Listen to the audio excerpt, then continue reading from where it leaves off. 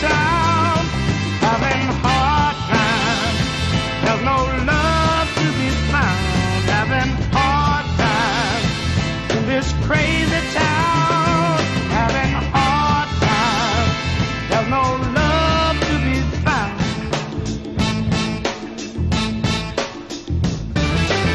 From my body house, I feel like me another familiar face of creed and a race, a brother. But to my surprise, I find a man corrupt. Although he be my brother, he wants to hold me up. Having hard times in this crazy town, having hard times. I think poverty is when a family or an individual is unable to maintain, have enough money and that to look after their basic needs. I think poverty is living below like a certain standard. Where they can't reach education, they don't have enough money or whatever it takes. The rich are only getting richer and we're just so poor. For young people earning a living that is below the poverty line. Right now they believe we're in a recession, but no, there was poverty even before that.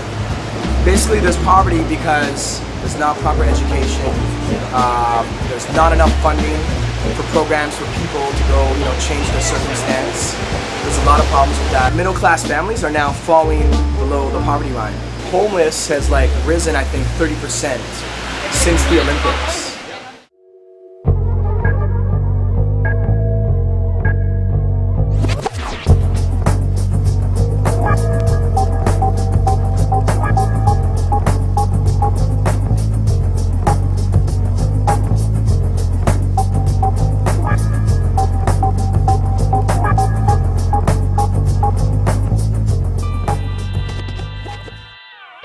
As a kid, I seen more rock than the era of the Beatles. My crib was always filled with the scariest people, overdosing from the coke and the heroin needles. They would trip in my kitchen, staring through peepholes, wearing the free clothes from the charity box. I swear I had a hole in every pair of my socks. My feet would get soaked everywhere that I walked. Now I love to rock the Nike Airs that I bought. I'm just sharing my thoughts, cats can only believe that's the straight truth back when Cole wouldn't eat. Unless it was a bowl of macaroni and cheese or vegetables on the side of ravioli and beef. I'd be going to sleep hungry without a plate of dinner. My parents would leave home, there'd be no babysitter. If they were gone for long, police would pay a visit to take me into care. Like that'd make a difference.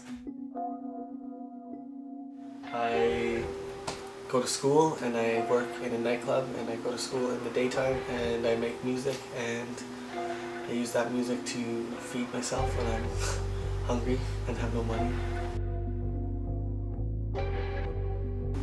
I was adopted because my parents are junkies, and my aunt adopted me, and she was a single mom with 2 daughters already, so she raised us on student loans, and now she has like a $50,000 debt. When I was 10 years old, my dad went to prison for 10 years and my mom was like a junkie, and I was like breaking into cars and houses and getting arrested all the time, stuff like that. And I was too young to get charged. And I pretty much lived in like a crack house in the suburbs. So when I was 15, I was making music, got interested in music, playing hockey. And yeah, never really thought about college and stuff till a couple years ago, but I thought I couldn't do it, but I'm doing it now. I think they need to provide drug recovery places. They need to provide like counseling and stuff like that, and it seems like a lot of those recovery places are like in the heart of the downtown east side, so it doesn't really make sense because people go there and get clean for like 2 weeks and come back out on the street, and it's like they're right back where they started with their people chirping in their ears like, oh, let's go do this and let's go do that. So you need to remove them from the community in order to make a change. I didn't know that, but I'm not surprised because we also have the lowest minimum wage with the highest living costs, so those two kind of are counterproductive to each other and are going to create poverty, I guess, right?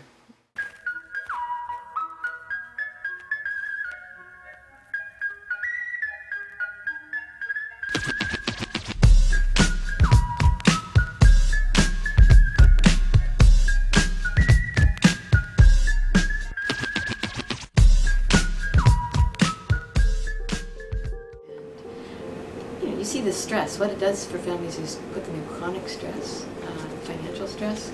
Parents end up having what we call time poverty, so they might end up working 2 jobs to make ends meet, and therefore they have less time with their children. That has impacts on their children's, the guidance they get from their parents, the support they can give them for like homework for after school or those kinds of things. So it means those families don't have the same choices that more affluent families have. Poverty is very much the same. I often think about it in third world countries, but I have 3 children, so I'm always talking to them about what's out their front door. Like for instance, if they throw away a toy or they get bored of a toy, I tend to say, well good, I'm going to give it to somebody who doesn't have any toys, and they're going to be thrilled to have that toy. And I'm trying to teach my kids about poverty, but it's very difficult in North America because what they see around them is middle class compared to what's happening in third world countries. When children aren't given the proper nutrition and the proper start to be successful in their education or in their daily lives.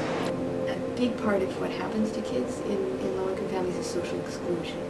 Because we live in a society that judges everybody by what they wear, and so if you can't go on the ski trip or the field trip in school, or you can't afford soccer shoes, or you don't have the transportation to get there, so getting to be part of a sports team or take an arts class or music or any of those things, these children start to be excluded because they can't do what other kids can do because they can't afford.